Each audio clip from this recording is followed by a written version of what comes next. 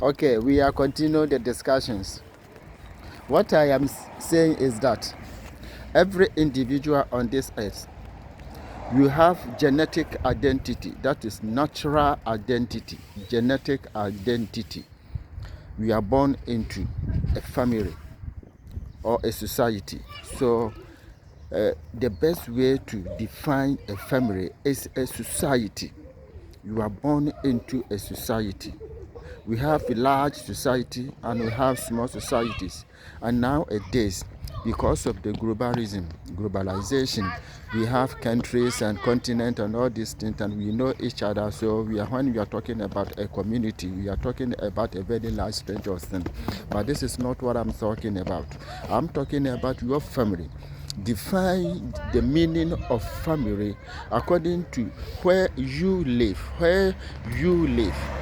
not where you are born, but where you are born is something else. We have already discussed this. The problem that came between South African blacks and white, that the apartheid, because the black people never understand why you say you are from where you are born. No, they trace their origins, but the white people say where you are born is where you are from. That was the problem. I'm talking about your identity, your genetic.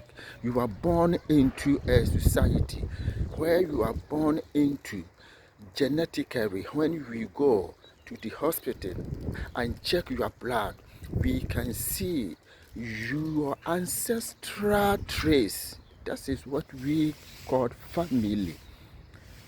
But in Europe, when they say family, it is not this. The family is husband, wife, and the children. So the natural identity I'm talking about here, which has caused a big problem, the innate, the inborn, where you belong to, your species. God has made each and every species according to the weather or the climate or whatever He planned. God Himself planned His all things in creation. And then we have political identity. The political identity is when you go travel to some places because they want to make you a citizen. They give you paper, residence, and later they say green card, blue card, yellow card, whatever it is, and then they give you their own citizen identity, the passport. So that one is political. It is not natural. You can trade it anytime you like.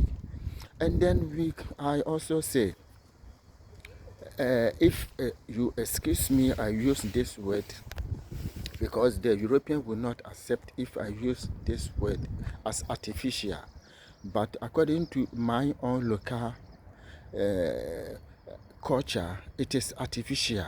Why? Because when we get married, when you get married, so when the Europeans call it family, to me or to my people, it is artificial identity. Because Mr. and Mrs., when you get married, the wife takes the husband. This one is in Britain, UK, not even all of the European countries.